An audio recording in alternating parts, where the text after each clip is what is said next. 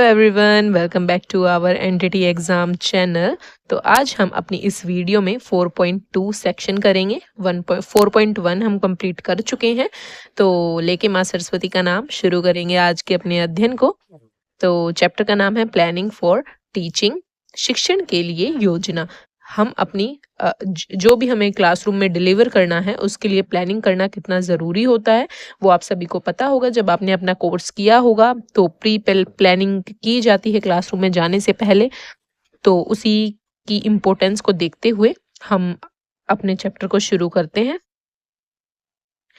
शिक्षण सोच समझकर किया गया कार्य है जो बच्चों के सीखने में के मकसद से किया जाता है। इस सोच समझकर किए गए कार्य को अच्छी तरह से नियोजित करना जरूरी है। नियोजित मतलब प्लानिंग करना जरूरी है। अच्छे शिक्षण के लिए योजना बनाना महत्वपूर्ण है। अब क्वेश्चन पूछा जा सकता है कि एक अच्छे शिक्षण का महत्वपूर्ण बिंदु क्या है? योजना बनाना। इसी तरीके से बहुत सारे पॉइंट्स होंगे आपके उसमें ऑप्शन में, तो आपको प्लानिंग को इम्पोर्टेंस देनी है, मतलब प्लानिंग करना जरूरी होता है। योजना में दक्षताओं व प्राप्त किए जाने वाले प्रतिफलों के अनुसार कक्षा कार्य का निर्माण एवं उसकी व्यवस्था पालन करने की वाली पेडागोजी, उपयोग किए जाने वाले संसाधन और किए जाने वाले आकलन शामिल होने चाहिए। मतलब आप प्लानिंग में सभी कुछ पहले से ही डिसाइड कर लेंगे कि आपको किस तरीके से बच्चों का असेसमेंट करना है, किस तरीके की टीचिंग मेथड्स यूज करने हैं, कौन से TLMs यूज करने हैं, तो वो सभी आप पहले से ही प्लान कर जाएंगे। योजना में बच्चों के लिए सहायक गतिविधियां, कार्य, गृह कार्य और जो पढ़ाया जा रहा है उससे संबंधित सामग्री को कक्षा में प्रदर्शित करना भी शामिल है।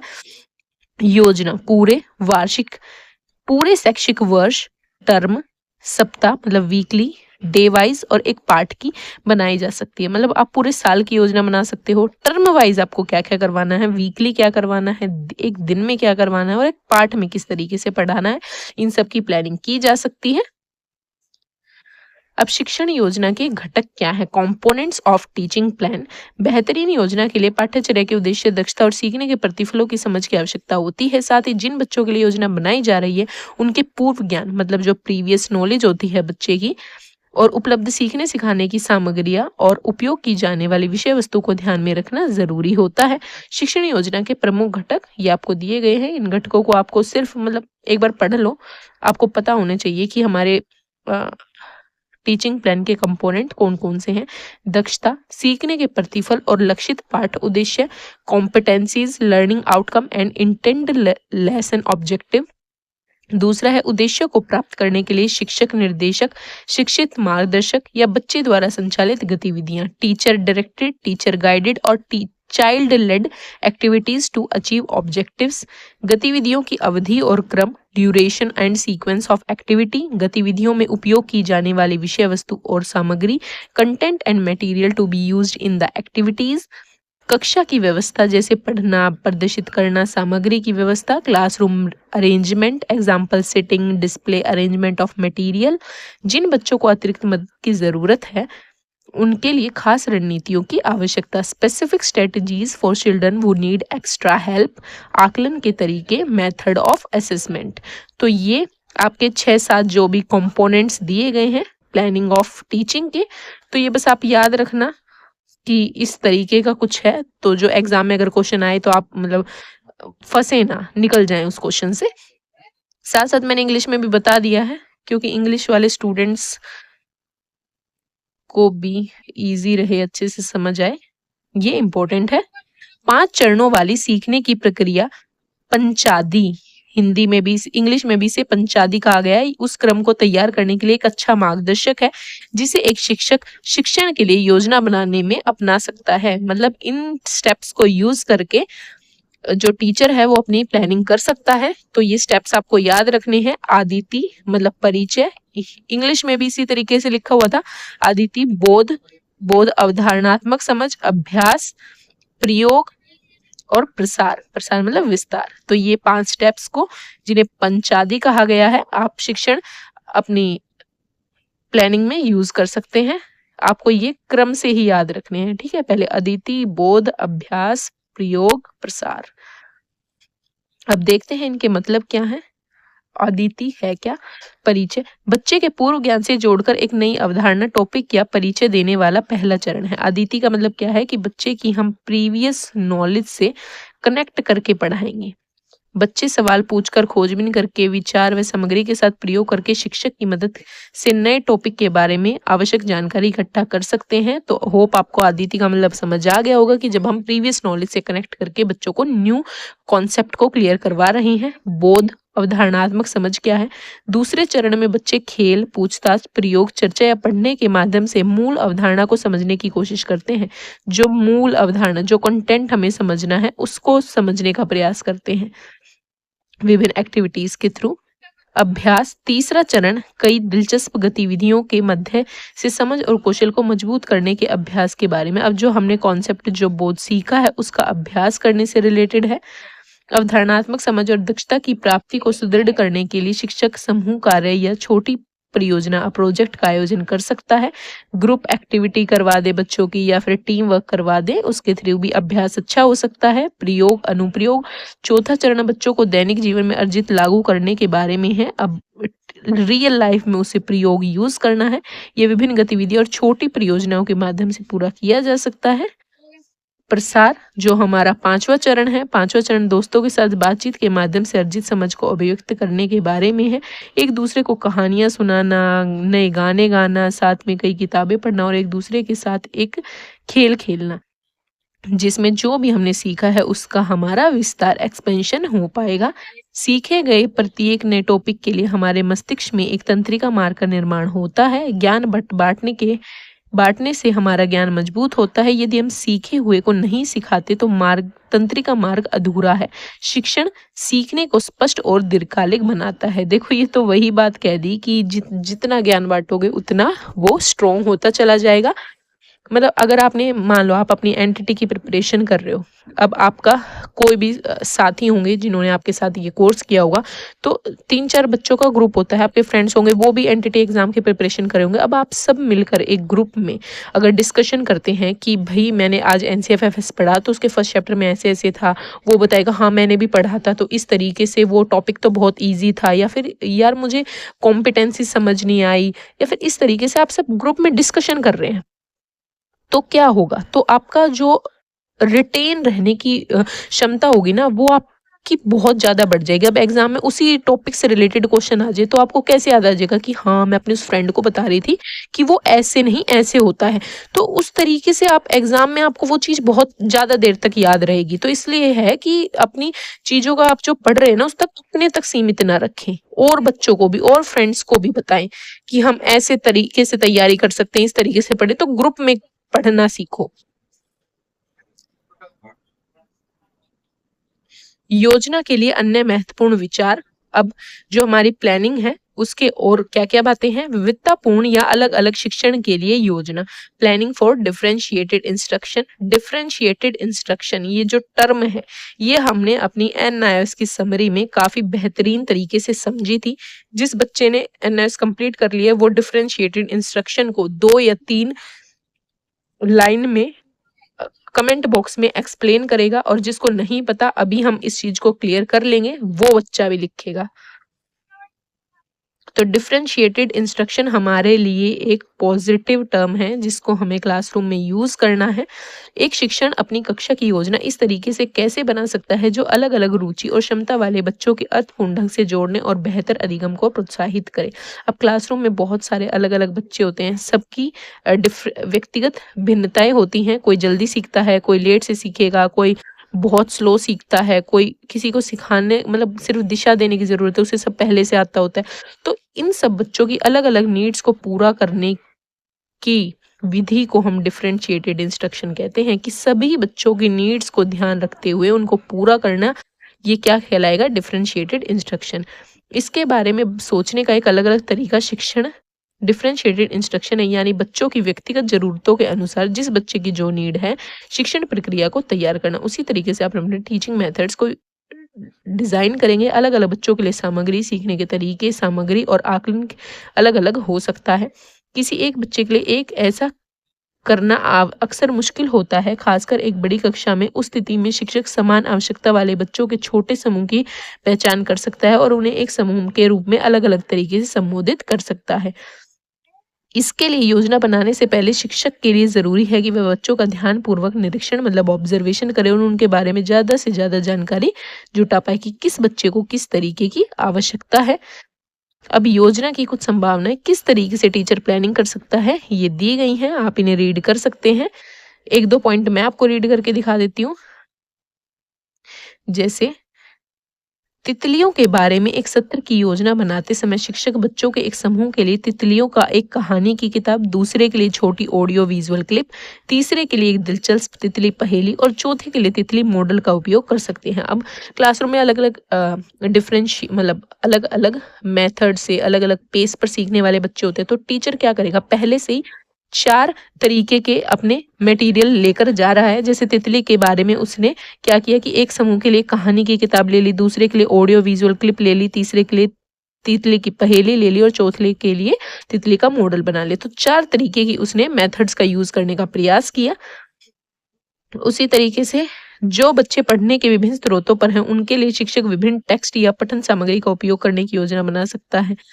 अगर शिक्षक बच्चे के बगीचे में पौधे या कक्षा में गमले लगाने पौधे दिखाने की योजना बनाते हैं, तो कुछ बच्चों को पौधे के आकार, बीज आकार, बनावट, गंध या रंग का अंतर बताने के लिए प्रेरित किया जा सकता है। अन्य बच्चों को पौधों को छूने और उनके अंग के नाम बताने के लिए कहा जा सकता है। दूसरे बच्चों को पौधों के चित्र बनाने के लिए कहा जा सकता है। तो इस तरीके से हम अलग अलग बच्चों को उनके सीखने के हिसाब से काम बांट सकते हैं।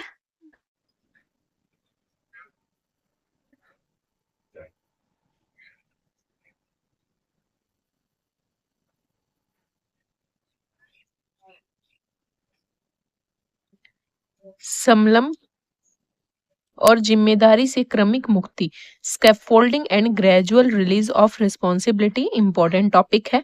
स्कैफोल्डिंग क्या होता है मैंने आपको पीछे बताया। स्कैफोल्डिंग क्या होता है, एक टेम्पररी हेल्प होती है, एक तरीके की टेम्पररी हेल्प होती है, बच्चे को थोड़े समय के लिए दी जाती है, या कोई भी क्लू हो सकता है या हिंट हो सकता है। एक तरीके की आप सीढ़ी मान सकते हैं कि बच्चा यहाँ से चढ़ना शुरू करेगा, यहाँ तक पहुँचने के लिए उसे सीढ़ी दे देना ताकि उसकी हेल्प हो जाए और वो अपने टारगेट तक पहुँच जाए। तो स्कैफोल्डिंग एक तरीके का, हिंदी में इसे मचान कहते हैं, समलम लिखा हुआ है, कि बच्चे को तब तक मदद करना तब तक वो अपने टारगेट पर ना पहुँच जाए। और and gradual release of responsibility, GRR, हमने अपनी डेफिनेशंस में भी पढ़ा था, इसको इम्पोर्टेंट है। ग्रेजुअल रिलीज ऑफ रिस्पॉन्सिबिलिटी ये स्कैफोल्डिंग की तरह ही है, स्कैफोल्डिंग से ही रिलेटेड है। ठीक है, आपको इन दोनों को एक साथ ही लेकर चलना है। अब देखते हैं हमारा दिया क्या गया है। अनुभवी बच्चे या वयस्कों से व्यवस्थित मदद मिलने पर बच्चे आसानी से नया ज्ञान सीख सकते हैं। अब बच्चे को अगर अपने टीचर से या अपने पेरेंट्स से कोई भी थोड़ी बहुत हेल्प, उस हेल्प को क्या कहेंगे, स्कैफोल्डिंग। वो स्कैफोल्डिंग मिल जाए, वो मदद मिल जाए, तो बच्चा आसानी से नया ज्ञान सीख लेगा। होप आपको स्कैफोल्डिंग अच्छे से क्लियर हो गया होगा। नया ज्ञान सीखना एक चुनौती होना चाहिए, लेकिन चुनौती बच्चे की पहुंच के भीतर होनी चाहिए। चुनौती भी ऐसी हो ना कि बच्चा उसको प्राप्त कर ले, ऐसी हो कि बच्चे के बिल्कुल ही परे हो। कुछ ऐसा जो उनके मौजूद ज्ञान से संबंधित हो और एक अनुभवी व्यक्ति के सहयोग से किया जा सके। मतलब ऐसा जो बच्चा अचीव कर ले, समझ ले, और कोई अनुभवी व्यक्ति जो मतलब उस चीज में नॉलेज रखता है, जैसे हमारे टीचर हो सकते हैं, पेरेंट्स हो सकते हैं, फाउंडेशन स्टेज पे उनके बड़े भाई बहन हो सकते हैं, वो उन्हें सिखा सकते हैं। इसलिए बच्चे को सीखने के लिए व्यवस्थित संबलन स्कैफोल्डिंग कहा गया है यहाँ हिंदी में इसे। कुछ टर्म इंग्लिश में काफी इजी होती है, इसलिए इंग्लिश में याद रखा करो, स्कैफोल्डिंग की जरूरत होती है। तो संबलन का मतलब शिक्षण के दौरान मदद, हेल्प, संरचना और मार्गदर्शन देना है। सपोर्ट, स्ट्रक्चर एंड गाइडेंस, ये है। अब आपको समलन का और मतलब समझ में आ गया होगा कि समलन का मतलब क्या है, कि मदद देना, सपोर्ट, संरचना, स्ट्रक्चर और गाइडेंस देना। यह समलन जिम्मेदारी से क्रमिक मुक्त मतलब ग्रेजुअल रिलीज ऑफ रिस्पॉन्सिबिलिटी को ध्यान में रखकर प्रदान किया जाना चाहिए। जो स्कैफोल्डिंग है वो ग्रेजुअल, GRR को ध्यान में रखकर दी जानी चाहिए। इस पॉइंट को याद रखेंगे। देखो, इसको आप दोबारा से वीडियो पॉज करना और खुद 2 बार पढ़ने का प्रयास करना मेरे समझाने के बाद, क्योंकि ये इंपॉर्टेंट है। इसमें शिक्षक पहले मॉडल या विचारों या कौशलों की व्याख्या करते हैं, उसके बाद बच्चे और शिक्षक उन्हीं विचारों और कौशलों पर एक साथ काम करते हैं। पहले टीचर उन्हें एक्सप्लेन करेगा, फिर टीचर और स्टूडेंट दोनों उस स्किल्स पर काम करेंगे। जहां शिक्षक मार्गदर्शित गाइडेड सहयोग प्रदान करता है। अंत में बच्चे व्यक्तिगत रूप से स्वतंत्र रूप से अभ्यास करते हैं। फिर लास्ट में बच्चे खुद प्रयास करेंगे। गतिविधि की योजना बनाई जाती है और जिम्मेदारी से क्रमिक मुक्ति का पालन करने के लिए डिजाइन किया जा सकता है। होप स्कैप फोल्डिंग कैसे दी जाती है? ग्रेजुअल रिलीज ऑफ रिस्पॉन्सिबिलिटी को ध्यान में रखकर। शिक्षक की जिम्मेदारी ये है और विद्यार्थी की जिम्मेदारी ये है। तो आप देख सकते हैं। तो सबसे पहले शिक्षक मॉडल व रणनीति की व्याख्या करता है। ये ग्रेजुअल रिलीज ऑफ रिस्पॉन्सिबिलिटी दिखाया गया है, कैसे इसको मतलब इसमें क्या करना है। तो सबसे पहले क्या करेगा, इसमें शिक्षक मॉडल और रणनीति की व्याख्या करेगा। Teacher explain model and strategy. फिर सहयोगात्मक कार्य होगा, मतलब टीचर और स्टूडेंट एक साथ काम करेंगे, कोलैबोरेटिव यूज। फिर मार्गदर्शित अभ्यास होगा, टीचर बच्चों को मार्गदर्शन प्रदान करेगा। गाइडेड प्रैक्टिस होगी। फिर स्वतंत्र अभ्यास होगा, इंडिपेंडेंट प्रैक्टिस होगी, बच्चे खुद से काम करेंगे। तो teacher explain model and strategy, मैं करता हूं आप देखें। तो टीचर क्या कहेगा, I do it and you watch. Student करेंगे वॉच करेंगे और टीचर मैं करके दिखाता हूं। फिर सहयोगात्मक कार्य होगा, जब कोलैबोरेटिव यूज होगा, दोनों टीचर और स्टूडेंट काम करेंगे, तो टीचर क्या बोलेगा, हम करते हैं, वी डू इट, मिलकर। फिर गाइडेड प्रैक्टिस होगी, जब टीचर गाइड करेगा, मार्गदर्शन करेगा, तो आप करें, मैं देखता हूं, मार्गदर्शन करता हूं। तो टीचर करेगा you do it, I watch and guide you. फिर जब इंडिपेंडेंट प्रैक्टिस स्टूडेंट करेंगे, स्वतंत्र अभ्यास, तो टीचर क्या कहेगा, आप स्वयं करें, यू डू इट अलोन। तो होप आपको ये ग्रेजुअल रिलीज ऑफ रिस्पॉन्सिबिलिटी समझ आ गए होंगे, इनके ये चारों स्टेप। कि पहले टीचर कहेगा मैं करके दिखाता हूँ, फिर हम मिलकर करेंगे, फिर आप करें और फिर आप स्वयं करें, मैं आपको देखूंगा। तो होप आपको ये चारों पॉइंट्स याद रखने हैं। इन चारों पॉइंट्स को याद रखना और खुद से एक बार पढ़ना। ये जिम्मेदारी के क्रमिक मुक्ति की प्रक्रिया, ये आपको प्रोसेस दिखाई गई है ग्रेजुअल रिलीज ऑफ रिस्पॉन्सिबिलिटी की। तो इस प्रोसेस को भी याद रखना। पहला चरण क्या है, मैं करूंगा, आई डू। दूसरा चरण है हम करते हैं, वी डू। तीसरा चरण है आप कीजिए, यू डू। शिक्षक मुख्य विचार या कौशल का प्रदर्शन करेगा, व्याख्या करेगा, मॉडल करता है। दूसरे चरण में हम करते हैं, शिक्षक और बच्चे विचार और कौशल पर एक साथ काम करते हैं। तीसरे चरण में आप कीजिए, यू डू। बच्चे स्वतंत्र रूप से विचार या कौशलों पर अभ्यास करते हैं। तो आपको ग्रेजुअल रिलीज ऑफ रिस्पॉन्सिबिलिटी की प्रोसेस को ध्यान रखना है। इसकी 3 चरण है। पहला चरण आई डू, दूसरा चरण वी डू, तीसरा चरण यू डू। साक्षरता और संख्या ज्ञान सीखने के लिए यह तरीका अच्छी तरह से काम करेगा, लेकिन यह भी जरूरी नहीं कि साक्षरता और ज्ञान संख्या ज्ञान का कौशल हर कौशल इस तरह से नहीं सिखाया जा सकता। उनकी कक्षा में कौन सा तरीका बेहतरीन ढंग से काम करेगा, इसका निर्णय शिक्षक अपने शिक्षण योजना पर करेगा। तो जरूरी नहीं कि हर में यही स्टेप्स यूज होंगे। टीचर अपनी क्लासरूम की टीचिंग के हिसाब से डिसाइड कर सकता है उसी समय। होप आपको यहाँ पे ग्रेजुअल रिलीज ऑफ रिस्पॉन्सिबिलिटी और स्कैफ फोल्डिंग अच्छे से समझ आया होगा। अब गृह कार्य, होमवर्क। जब हम गृह कार्य शब्द कहते हैं तो हमारा दिमाग तुरंत एक बच्चे की तस्वीर आती है जो घंटों एक कॉपी का पन्ना पलटने और लिखने में जा रही हैं। फाउंडेशन स्टेज पर बच्चों को के लिए बिल्कुल नहीं, जो नहीं होना चाहिए। फाउंडेशन स्टेज पे बच्चे को हमें गृह कार्य बिल्कुल नहीं देना है। गृह कार्य मजेदार हो सकता है और एक अलग तरीके से दिलचस्प चुनौती प्रदान करता है। ये स्कूल में बच्चों को घर से जोड़ने में मदद करता है।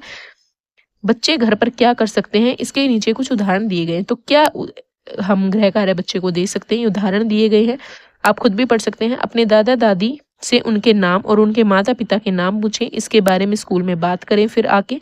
तो ये आप बता सकते हैं, बच्चे को होमवर्क दे सकते हैं कि आज आपको अपने दादा दादी के नाम पूछने हैं, उनके पेरेंट्स के नाम पूछ के आने हैं। दूसरा, अपने घर या पड़ोसी के घर के बाहर बनाई गई रंगोली को देखें, इसे स्कूल में आने का बनाकर प्रयास करेंगे। अपने माता पिता, चाचा चाची, पड़ोस की मदद करें। स्कूल में इसके बारे में बात करेंगे कि किस तरीके से हर बच्चे ने मदद करी। कक्षा पुस्तकालय से एक कहानी की किताब उधार लें, घर पर उसके साथ समय बिताएं, चित्रों को देखें, शब्दों को पढ़ने की कोशिश करें और कहानी को समझने की कोशिश करें। तो इस तरीके के वर्क हमें फाउंडेशन स्टेज पे बच्चों को देने हैं गृह कार्य के रूप में। शिक्षक इसके लिए योजना तभी बना सकता है जब बच्चे स्कूल में अच्छी तरह से रच बस जाएं और एक सुविधाजनक दिनचर्या में आ जाए। ऐसा करते समय शिक्षक को यह भी सुनिश्चित किया जाना चाहिए कि बच्चे इन कार्यों को खुद कर सके और माता पिता व अन्य लोगों के लिए कुछ करने की जरूरत नहीं है। तो इस तरीके से कार्य दें कि बच्चे खुद कर सके। ये नहीं कि पेरेंट्स घंटे घंटे भर लगकर बच्चों के काम कर रहे हैं, जो आजकल की चल रहे हैं कि पेरेंट्स को बच्चों का काम करके देना पड़ रहा है। ऐसे ऐसे प्रोजेक्ट्स बच्चों को दिए जा रहे हैं। तो इस तरीके के आप बच्चे को फाउंडेशन स्टेज पे काम दे सकते हैं। और आज वादा करें कि जब आप फ्यूचर में टीचर बन जाएंगे तो आप बच्चों पर होमवर्क का बर्डन बिल्कुल नहीं देंगे। आज ये वादा करके ही इस वीडियो को खत्म करेंगे। ये नहीं कि आप पढ़ कुछ रहे हैं और फिर इम्प्लीमेंट कुछ कर रहे हैं, नहीं। आपको जब आप टीचर बन जाएंगे तो आपको एक ऐसा टीचर बनना है जो बच्चे के भविष्य को उज्जवल बनाएगा। तो वादा है आपका मुझसे, प्रॉमिस करो। चलो सभी बच्चे कमेंट बॉक्स में प्रॉमिस लिखेंगे कि जो वो अपने इस NCFFS में पढ़ रहे हैं उस चीज को ही इम्प्लीमेंट करेंगे। उस टाइम बच्चों पर बर्डन नहीं डालेंगे, उन्हें खुशी से क्लासरूम में पढ़ाएंगे। तो हमारा 4.2 भी कंप्लीट हो गई है। होप आपको समझ आया होगा, चैप्टर इंपॉर्टेंट था। मिलते हैं नेक्स्ट वीडियो में, आज के लिए बस इतना ही।